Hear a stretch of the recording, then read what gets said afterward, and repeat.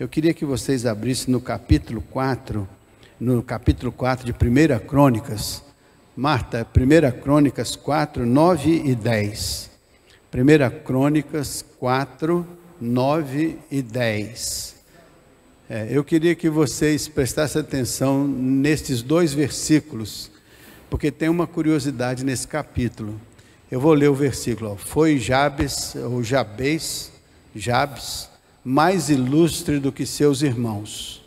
Sua mãe chamou-lhe Jabes, dizendo: porque com dores eu o dei à luz. Jabes invocou o Deus de Israel, e ele disse: tomara que me abençoes e me alargue as fronteiras, que seja comigo a tua mão e me preserves do mal, de modo que não me sobrevenha aflição.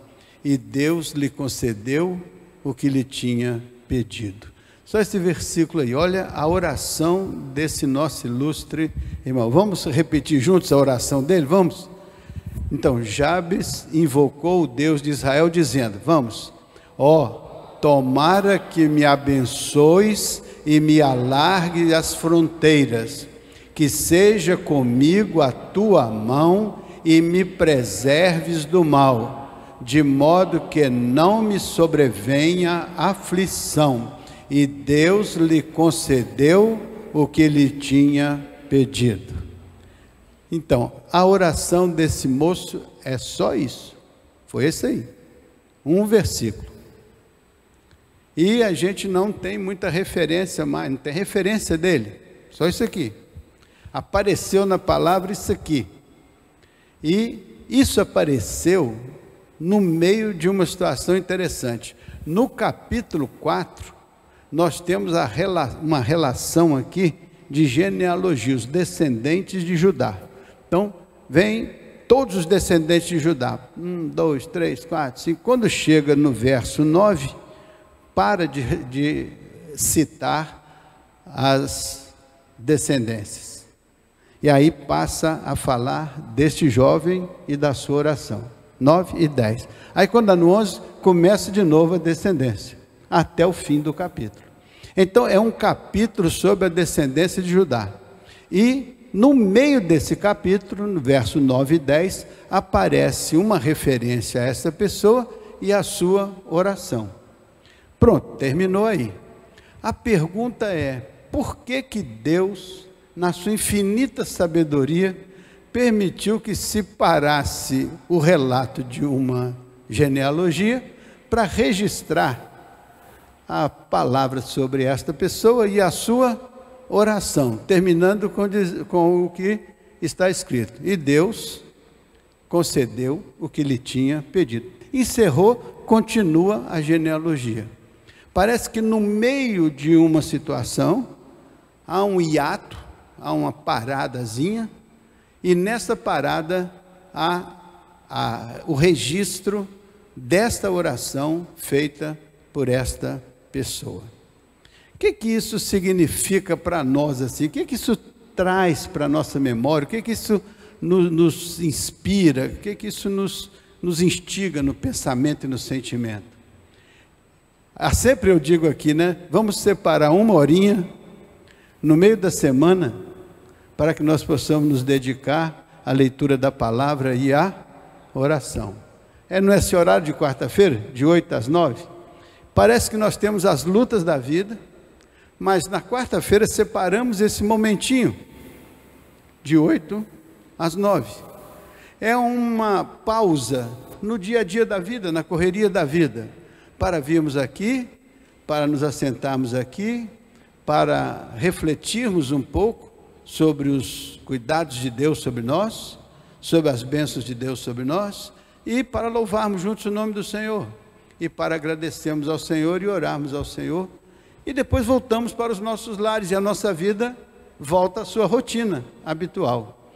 Então, tanto quanto Deus deu para este jovem uma oportunidade no meio de um relato interessante, que tratava de uma genealogia completa, também Deus nos dá a oportunidade, aqui ou acolá, de separar algo especial no meio do corre-corre da vida, no meio dos relatos da vida, para um pouquinho e nos dá a chance de refletir, e nos dá a chance de orar.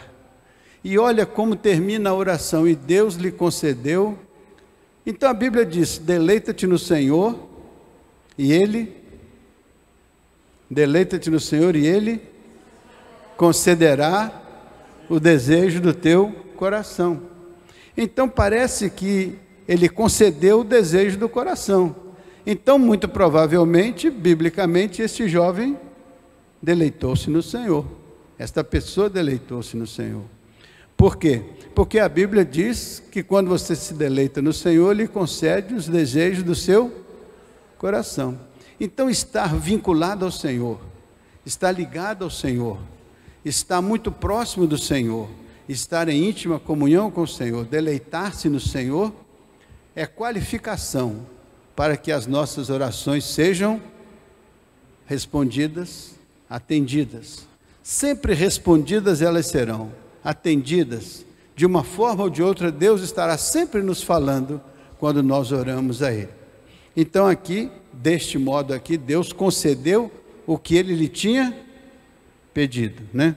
Então, eu queria destacar aqui para vocês algumas coisas que chamaram a minha atenção. Eu vou até pegar aqui que eu anotei para facilitar o nosso raciocínio. Quer ver? O que essa oração mostra para nós? Vamos ver se a gente consegue compartilhar junto aí?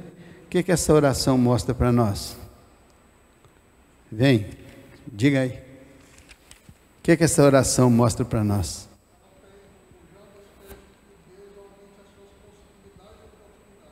Pronto. Então ele já foi lá para o meio da oração, né? Que Deus aumente as suas possibilidades e as suas oportunidades.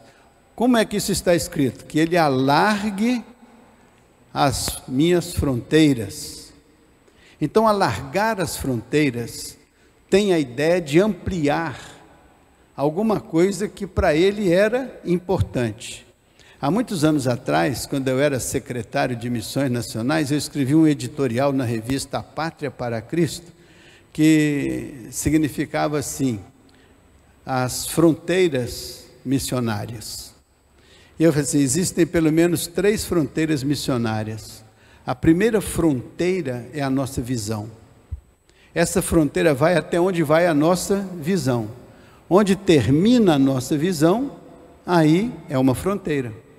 Se a nossa visão é até os confins da terra, a fronteira é os confins da terra. Mas se a nossa visão é apenas aqui dentro das 4 paredes, essa é a fronteira. Se a nossa visão vai até a nossa família, essa é a fronteira. Se a nossa visão abarca a nossa cidade, essa é a fronteira. Então a fronteira depende da nossa visão. Então ele está pedindo ao Senhor: alarga as fronteiras. Então é a mesma coisa que dizer: amplia a minha visão. Dá-me uma percepção do que, muito bem disse o André, das minhas oportunidades e das minhas possibilidades. Amplia diante dos meus olhos as minhas oportunidades e as minhas possibilidades. Possibilidade na Bíblia é muito interessante. Diz assim: se você pode crer, tudo é possível àquele que crê. Se tu podes crer, tudo é possível àquele que crê. Então significa que a nossa possibilidade em Deus é ilimitada. E a nossa relação com Deus é: se tu podes crer. Então a nossa capacidade de crer é uma fronteira. Se a nossa fé, mesmo pequena, como um grão de mostarda, pode mover uma montanha, então imagina, se você pode exercer a fé, se você pode desenvolver a fé, se você pode cultivar a fé, as coisas passam a ser possíveis para você, não é porque você é mais forte ou melhor do que os outros, é porque a sua fé está posta no Senhor, para quem não há limites, para quem não há fronteiras, para quem não há impossíveis, porque se tu podes crer, tudo é possível àquele que crê. Por quê? Porque não depende de você, depende daquele em quem você crê, depende daquele em quem você põe a sua fé. Quando aqueles nossos irmãos do passado estavam afundando no barco, Jesus fez uma pergunta: onde está a vossa fé? Vai dizer em que vocês colocaram a sua fé? No barco? Na capacidade de vocês dirigir o barco? Na capacidade de vocês enfrentar temporal? Muitas vezes tudo isso passa a ser muito menor do que os perigos e problemas que a gente enfrenta. Então nós temos que colocar a nossa fé não nas coisas, ou na nossa perícia, ou na força do barco, ou na calmaria dos ventos. A nossa fé tem que estar posta em Deus, porque é Ele que acalma os ventos, é Ele que acalma a tempestade, é Ele que faz como fez com Pedro. Pode vir caminhando por sobre as águas. Quando Pedro temeu, olhou para a tempestade, perdeu a sua fé naquele conjunto, afundou. Aí o Senhor o resgatou. Então, a crença, a fé, a capacidade de acreditar. Então, Senhor, alarga as nossas fronteiras, amplia a nossa fé, amplia a nossa crença, amplia a nossa capacidade de acreditar no Teu poder, na Tua graça, amplia a nossa confiança no fato que o Senhor está acima e além das circunstâncias. Senhor, amplia as nossas fronteiras de fé, amplia a nossa visão. Outra coisa que eu escrevi no editorial era que a nossa segunda fronteira era o amor. Então, a nossa fronteira vai até onde vai o nosso amor, até onde a gente é capaz de se dar, é capaz de amar, até aí vai a fronteira. Quando o nosso amor se encerra na porta daquele templo ali, então nossa fronteira amorosa vai até ali. Se a nossa fronteira vai até o vizinho que mora do lado da gente, se a nossa fronteira... Aí até onde vai a nossa capacidade de amar, de nos interessarmos pelo outro, de cuidarmos, de fazer algo que abençoe a vida do outro, aí é a extensão do nosso amor, é a nossa fronteira.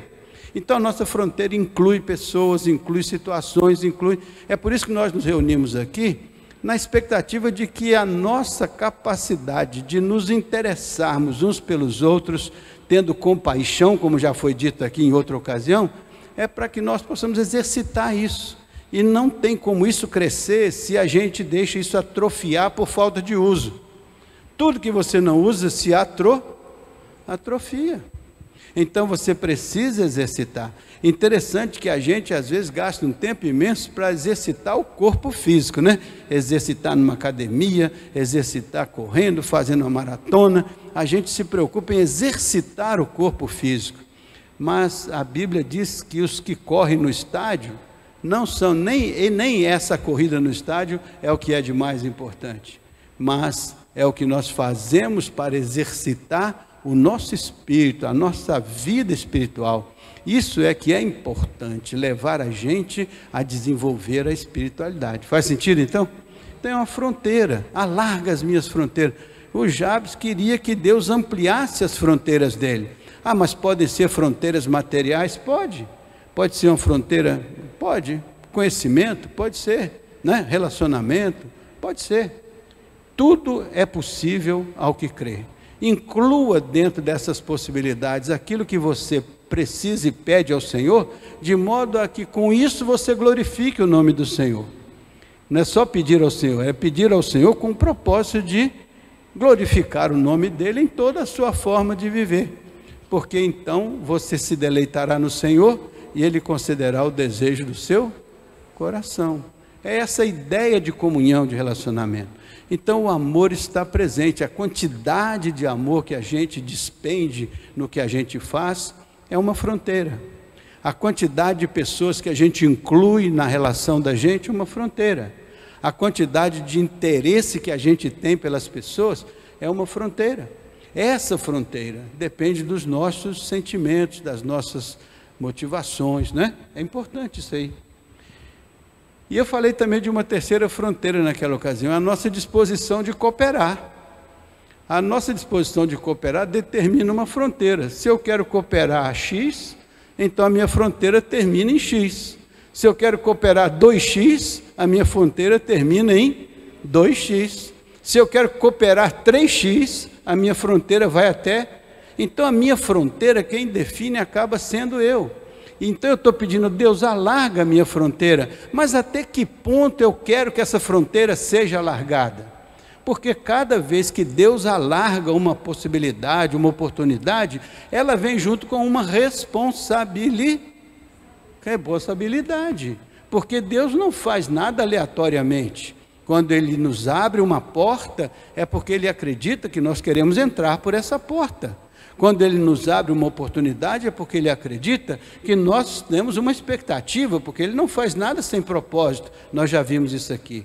Então Deus tem um propósito para as nossas vidas. E o Jabes sabia na cabeça dele, quando ele pediu, Senhor, alarga as minhas fronteiras, ele sabia. Porque ali não tem nada escrito, mas o fato é que ele estava dizendo para Deus fazer isso. E Deus então alargaria do jeito que Ele quisesse, na quantidade que Ele quisesse, do modo que Ele quisesse.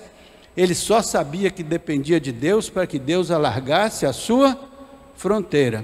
Então nós podemos orar essa noite, Senhor, alarga as nossas fronteiras, a fronteira da nossa igreja, da nossa família, do nosso trabalho, das nossas oportunidades. Enfim, Senhor, alarga as nossas fronteiras na direção que o Senhor quiser, do jeito que o Senhor quiser, mas que nós possamos ser, nas Tuas mãos, pessoas dispostas a avançar, a crescer, a desenvolver, para que o Teu reino cresça. Há um conceito muito interessante na Bíblia do crescimento do reino. Diz que o crescimento do reino é como uma massa fermentada, é como o fermento que se coloca na massa. Uma vez colocado o fermento, a massa se expande. Então o Evangelho é como um fermento que leveda toda a massa.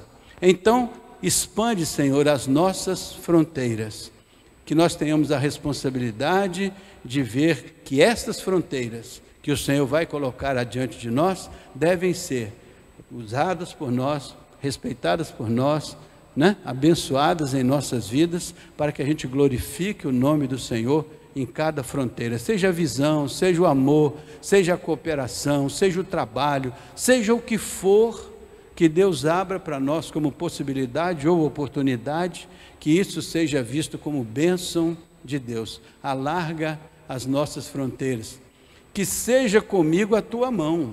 A segunda coisa importante aí, eu não quero apenas que Deus me dê uma fronteira, eu quero que a mão dEle não saia de cima da minha cabeça. Eu quero garantir que a minha vida, seja do tamanho que for, na oportunidade que for, na possibilidade que for, mas que esteja debaixo da sua. Olha que oração poderosa. Eu quero tudo que eu puder ter de desenvolvimento, mas eu quero que tudo esteja debaixo da tua. Não saia de cima da minha vida a tua mão, seja comigo a tua mão. E 3, não quero que tudo isso venha e traga para mim aflição de espírito, porque tem vezes que você é abençoado e porque você teve tanta bênção, tanta oportunidade, isso aí acaba, se você se distancia de Deus, se a mão de Deus está fora desse propósito, você acaba tendo aflição de espírito em muitas vezes. Então, Senhor, eu não quero outra coisa, eu quero que o Senhor alargue a minha fronteira, mas que a mão do Senhor seja comigo, e quero que o Senhor me preserve do mal, quero que o Senhor me livre do mal. Aliás, Jesus fez essa oração, Pai nosso que está no céu, livra-nos do mal, porque o mal existe, e o mal está aí para atormentar a vida, especialmente do crente, que quer ser fiel ao Senhor. O diabo tenta, o diabo quer por toda maneira desarticular a minha comunhão com Deus, a minha vida de fidelidade a Deus, porque o propósito dele é matar, é roubar, é mentir, é destruir. E isso que ele faz porque é próprio dele, que ele veio matar, roubar e destruir.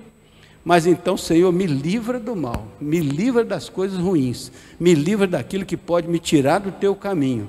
Alarga a minha fronteira, dá-me tudo que o Senhor puder me dar de bênção, mas nada que não seja debaixo da tua mão, e nada que venha trazer algum mal para a minha vida. Afasta o mal da minha vida, tira o mal da minha vida. Se tem alguma coisa que eu estou querendo, que vai trazer mal para a minha vida, Senhor, tira isso, evita que isso aconteça, livra-nos do mal. E por último lugar, que não nos sobrevenha aflições, ou seja, queremos viver em em paz, viver na bênção de Deus. A aflição deve passar longe. E vai passar longe, sabe por quê? Porque eu quero que o Senhor amplie a minha fronteira, o máximo que Ele puder e onde Ele quiser, do jeito que Ele quiser, mas que a mão dEle esteja garantindo que tudo que Ele está fazendo está debaixo da bênção dEle. A mão dEle significa a bênção dEle sobre nós. Que Ele nos livre do mal, ou seja, que Ele nos guie e a gente siga guiando a orientação e a instrução dEle. E que Ele nos livre de qualquer consequência de aflição, de coisa ruim, de coisa que não venha trazer ao nosso coração a bênção da paz de espírito que excede todo entendimento. Queremos a paz. Então, Deus lhe concedeu o que Ele pediu. Então, Deus concede. Senhor, amplia a nossa visão. Senhor, tenha o cuidado, Senhor, de não tirar a sua mão de cima da minha vida e me dê a sabedoria de colocar a minha cabeça sempre debaixo da tua mão, por onde eu for. 3, Senhor, me livra do mal, tira da minha vida o laço do passarinheiro, esconde a minha vida atrás da cruz de Cristo, para o diabo não me encontrar de jeito nenhum, ajuda que eu seja preservado do mal, e depois, me ajuda a caminhar de tal maneira nessa vida, que o meu coração se sinta em paz, porque eu tenho a paz de Deus, e eu tenho a paz com Deus, e isso me livra das aflições. E se eu tiver em algum momento aflito, eu sei que na palavra tem: vinde a mim todos vós estáis cansados, sobrecarregados, aflitos, ou de qualquer maneira, eu vos aliviarei. Aprendei de mim e encontrareis descanso para as vossas almas. Então existe uma promessa de Deus, que aprendendo com Ele, andando nos caminhos dEle, a gente vai encontrar a paz de Deus e a paz com Deus, que excede todo entendimento. Não estejais ansiosos por coisa alguma, antes sejam conhecidas diante de Deus as suas orações e súplicas. Então, lançando sobre Ele toda a vossa ansiedade, porque Ele tem cuidado de vós. Então, se pintar no cenário alguma ansiedade, alguma aflição, alguma situação como essa, você já tem uma receita bíblica para você lidar com estas angústias e inseguranças. Você tem que descansar no Senhor, porque o Senhor é de fato a nossa fortaleza, o nosso refúgio. Temos que nos abrigar às asas, debaixo das asas do Altíssimo, até que passem as aflições e as calamidades. Amém, meus irmãos? Então, de acordo nisso aí, o Tiago disse que nós muitas vezes pedimos e não recebemos, porque pedimos mal. Aqui está um pedido que ajuda a gente a pensar de que maneira boa pensar nas nossas orações.